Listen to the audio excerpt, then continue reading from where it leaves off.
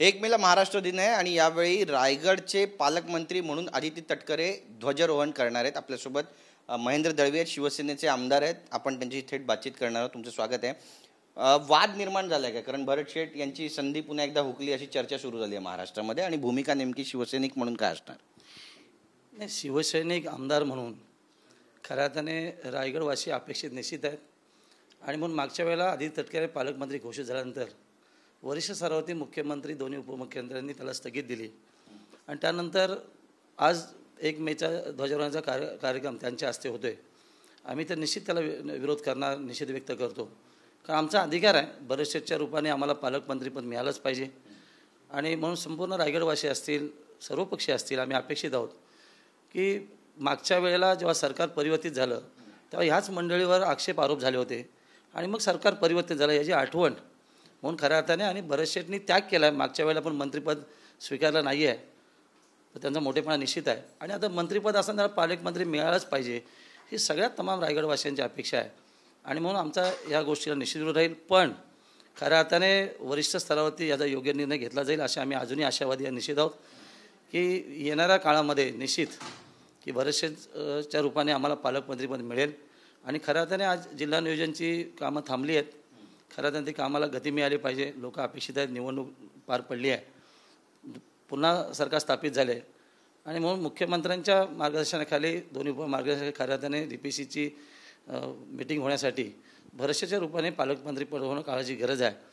किंबहुना ह्या तटकरे फॅमिलीला संपूर्ण रायगडमधूनच विरोध आहे।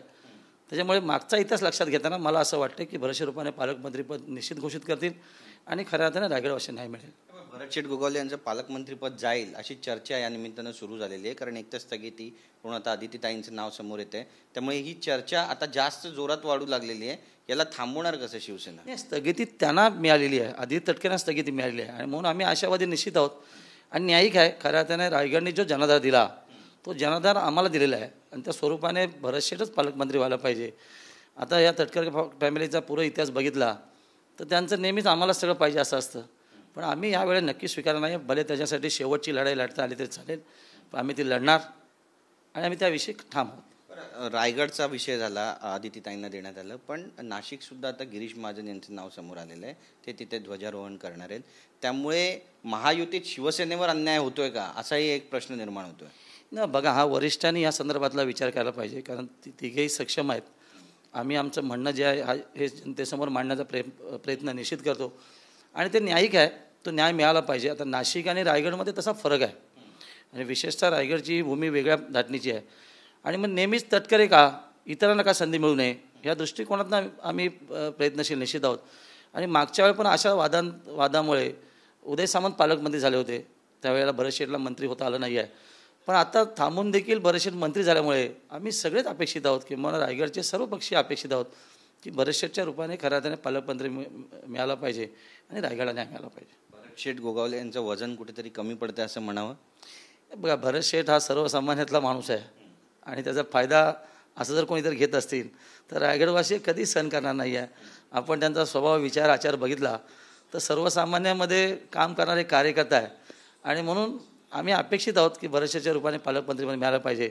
अन्याय तर नक्की सहन करणार नाही आहोत आम्ही। नक्कीच, पण ध्वजारोहण जेव्हा होईल, आदितीताई जेव्हा ध्वजारोहण करतील आणि झेंडावंदन करतील त्यावेळी तुमची नेमकी भूमिका काय असणार? तुम्ही जाणार आहात शिवसैनिक म्हणून तिथे? नाही, उद्याच आम्ही रायगडच्या कोर कमिटीची मीटिंग लावली आहे। संपर्क प्रमुख, जिल्हा प्रमुख, संपर्क तालुका प्रमुख, विभाग प्रमुख, 4ही संघटनेचे पदाधिकारी, पण तत्पूर्वी आम्ही आमचे मुख्य नेते शिंदे साहेबांना आम्ही आमचं म्हणणं जे आहे त्यांच्यासमोर मांडणार। पण शेवटी रायगड हा उठाव करणारा जिल्हा असल्यामुळे उठाव तर निश्चित होणार। त्याला उठाव करणार म्हणतात, नेमकं काय करणार? नाही, मागे जे काय घडलं त्या पद्धतीची परिणिती होईल असं मला निश्चित वाटतं, कारण रायगडवासी कोणी मानायला तयार होत नाही आहेत।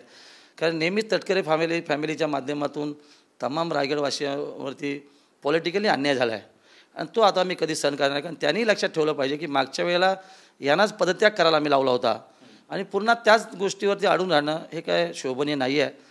खरं तर तटकरे साहेब खासदार आहेत, आम्हीच त्याला निवडून दिले आहेत, युतीमधले आहेत आणि आम्ही सगळे अपेक्षित आहोत की एक ज्येष्ठ नेते आहेत, त्यांनी मनाचा मोठेपणा करून खऱ्या अर्थाने त्यांनी माघार घेणं ही काळाची गरज आहे असं मला वाटतं। पण तटकरे आहेत, तटकरेंचं तुम्ही बऱ्याच वेळा नाव घेताय, तटकरे ऐकत नाहीत असं म्हणायचं तुम्हाला?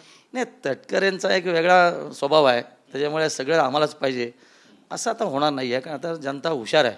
तो काळ कदाचित वेगळा असेल, पण आत्ताच्या काळामध्ये लोक ॲक्च्युअली काम करणारे सगळे. आणि महायुतीमध्ये आम्ही 7 आमदार असताना एकच राष्ट्रवादी आहे, 3 भारतीय जनता पार्टी, 3 शिवसेनेचे आहेत. हा कुठेतरी प्रोटोकॉल आहे की नाही आहे? नक्कीच आपण पाहिलं की रायगडमध्ये पालकमंत्रीपद भरतशेठ गोगावलेंना मिळालं, यासाठी जाळपोळ झाली, टायर जाळण्यात आले, आंदोलनं झाली, कार्यकर्त्यांनी आपली ताकद सुद्धा दाखवली. तसंच काहीचं चित्र उद्या पाहायला मिळेल. नक्की नक्की पाहायला मिळेल, कारण आम्ही हे कधीही सहन करणार नाही आहोत. म्हणजे रस्त्यावर उतरण्याचा थेट इशारा. नाही, रायगड हा रस्त्यावर उतरणारा मावळा आहे, त्याच्यामुळे आम्हाला ते काय फरक पडणार नाही आहे. पण वरिष्ठांनी याची दखल नक्की घ्यावी, आणि जेणेकरून हा पडलेला तिढा आहे हा वेळी सोडवला तर खऱ्या अर्थाने नक्की नाही मिळेल. कारण आत्ताची जी परिस्थिती देशाची उद्भवलेली आहे, पुलवामा संदर्भातली, काश्मीरच्या संदर्भातली, आता रायगड हा संवेदनशील आहे आणि शेकाडी हे सगळ्यांना नाव पाठ आहे. त्यामुळे पालकमंत्री असणं ही काळाची गरज आहे. त्याच्यामुळे सरकारने पण याचा विचार करावा आणि वेळीच पालकमंत्री घोषित करावा, जेणेकरून या सगळ्या प्रश्नांना न्याय मिळेल. तुम्ही म्हणताय की रस्त्यावर उतरणार, पालकमंत्री पदासाठी संघर्ष करणार उद्या, पण भरतशेठ गोगावले म्हणतात सब्र का फल मिठा होता है. झेंडा वंदन करण्याची संधी त्यांना दिली तर पालकमंत्रीपद मला मिळेल कदाचित, अशी शक्यता ते व्यक्त करत आहेत. नाही, भरत शेठ हा आमचा साधा माणूस आहे, त्याच्यामुळे त्याचं मत खरं आहे. त्याच्यामध्ये काय दुमत अजिबात नाही. का वरिष्ठ आमचे ज्येष्ठ आहेत, पण आम्ही तरी किती वाट बघणार त्या गोष्टीची, की शेवटी अन्यायाला वाचा फोडलीच पाहिजे. भरत शेठ मंत्री आहेत आणि आम्ही सगळे आशावादी आहोत की भरत शेठचा स्वभाव, विचार, आचार, लोकांची साथसंगत ही सगळी बघितली तर भरत शेठ सारखेच पालकमंत्री रायगडला पाहिजेत, की जेणेकरून तमाम रायगडवासियांना सर्व पक्षांना न्याय मिळेल. नक्कीच. पण भरत शेठ हे महायुतीतलेच एक नेते आहेत, कॅबिनेट मंत्री आहेत, पण कॅबिनेट मंत्र्यांनाच आता रस्त्यावर उतरावं लागतं आहे. त्यामुळे प्रश्नचिन्ह निर्माण होणार नाही, महायुतीमध्ये समन्वय नाही. नाही, भरत शेठ काय उतरणार नाही आहात, आम्ही त्याचे मावळे आहोत. त्याच्यामुळे आम्ही रस्त्यावर आमची ताकद आहे, निश्चित उतरणार आम्ही.